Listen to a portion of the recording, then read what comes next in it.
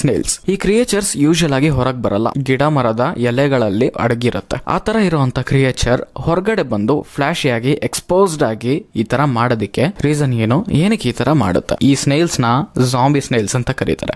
Green banded ಬ್ರೂಟ್ sack ಅನ್ನೋ ಒಂದು parasite. ಇದು ಯೂಶಲಿ ಹಕ್ಕಿಗಳ ಅಂದ್ರೆ ಬರ್ಡ್ಸ್ ನ ರೆಕ್ಟಮ್ ಅಲ್ಲಿ ಬದುಕುತ್ತೆ. ಅಲ್ಲೇನೆ ಎಗ್ಸ್ ಇಡುತ್ತೆ. ಲೇಟರ್ ಆ ಎಗ್ಸ್ ಬಂದು ಬರ್ಡ್ ಫೀಸಿಸ್ ಅಂದ್ರೆ ಬರ್ಡ್ ಮಲದ ಮೂಲಕ ಹೊರಗಡೆ ಬಂದ್ಬಿಡುತ್ತೆ. ಆ ತರ ಹೊರಗಡೆ ಬಂದಾಗ ಆ ಫೀಸಿಸ್ ನ ತಿನ್ನೋಕ್ ಬರೋ ಅಂತ ಸ್ನೇಲ್ಸ್ ಆ ಎಗ್ಸ್ ನ ತಿಂದ್ರೆ ಅದು ಸ್ನೇಲ್ಸ್ ಒಳಗಡೆ ಹೋಗಿ ಅಲ್ಲಿ ಬೆಳೆಯೋದಕ್ಕೆ ಸ್ಟಾರ್ಟ್ ಮಾಡುತ್ತೆ.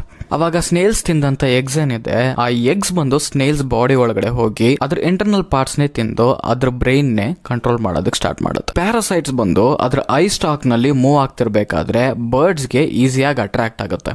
ಆವಾಗ ಬರ್ಡ್ಸ್ ಬಂದು ತಿಂದು ತಿರುಗು ಅಲ್ಲಿ ರೀಪ್ರೊಡ್ಯೂಸ್ ಮಾಡಿ ಅದ್ರ ಫೀಸಿಸ್ ಮೂಲಕ ಎಗ್ಸ್ ನ ಹೊರಗ್ ಬಿಡುತ್ತೆ. ಆತರ ಹೊರಗ್ ಬರ್ಬೇಕಾದ್ರೆ ಇದೇ ತರನೇ ಅದ್ರ ಲೈಫ್ ಸೈಕಲ್ ಹೋಗ್ತಾರೆ.